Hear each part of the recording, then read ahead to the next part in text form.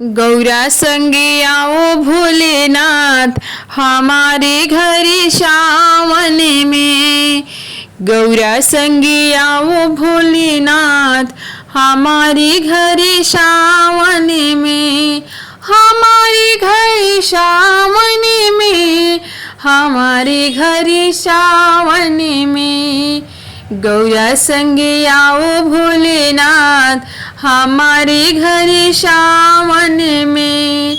गौरा संगे आओ भोलेनाथ हमारे घर सावन में। आमा के डाली पर झूला पड़ा है, आमा की डाली पर झूला पड़ा है।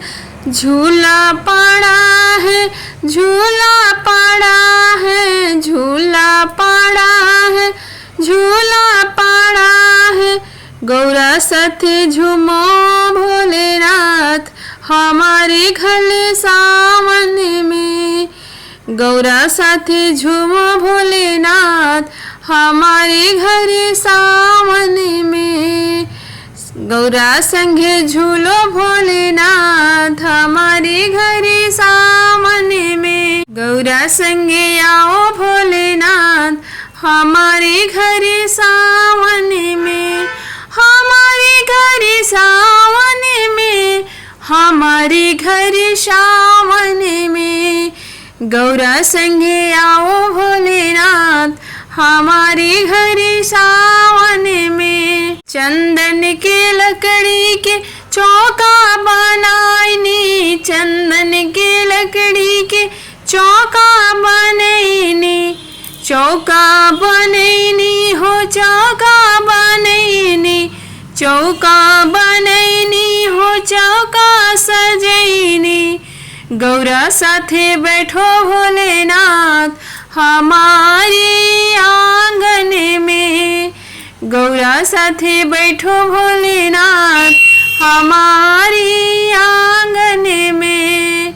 गौरा साथे आओ भोलेनाथ हमारे आंगन में।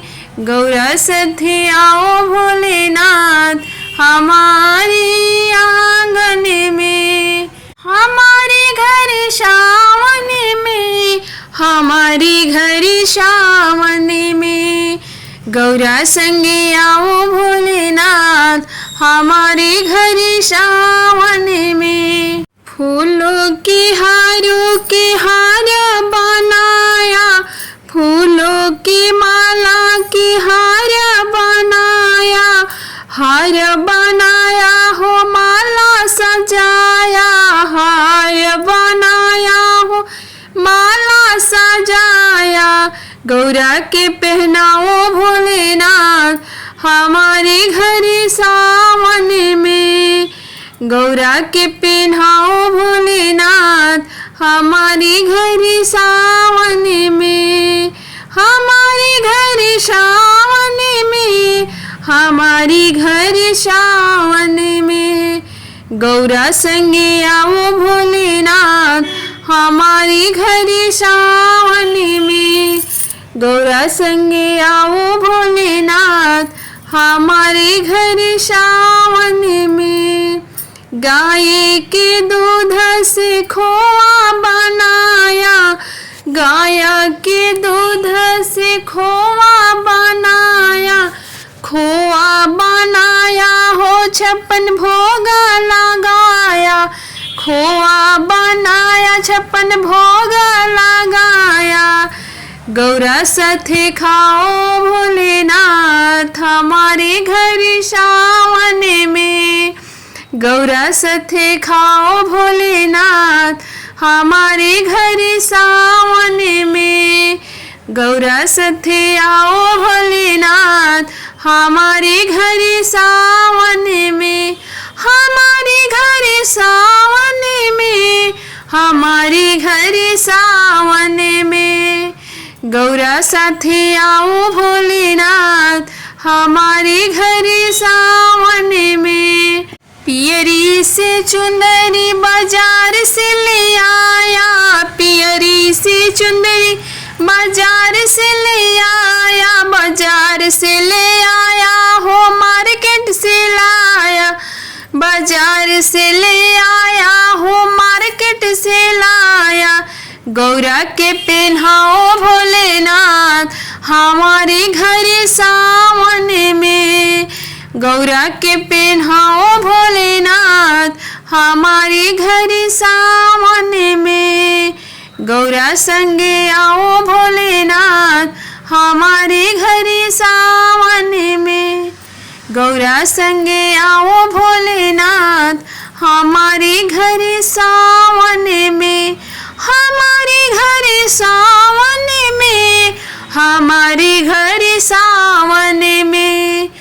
गौरा संगे आओ भोलेनाथ हमारे घर सावन में। आमा के डाली हो खाली पड़ा है, आमा के डाली हो खाली पड़ा है, खाली पड़ा है, खाली पड़ा है। गौरा साथे झूला झूलो भोलेनाथ हमारे घर सावन में। गौरा साथे झूला झूलो भोलेनाथ हमारे घर सावन में। गौरा संगे आओ भोलेनाथ हमारे घर सावन में। गौरा संगे आओ भोलेनाथ हमारे घर सावन में।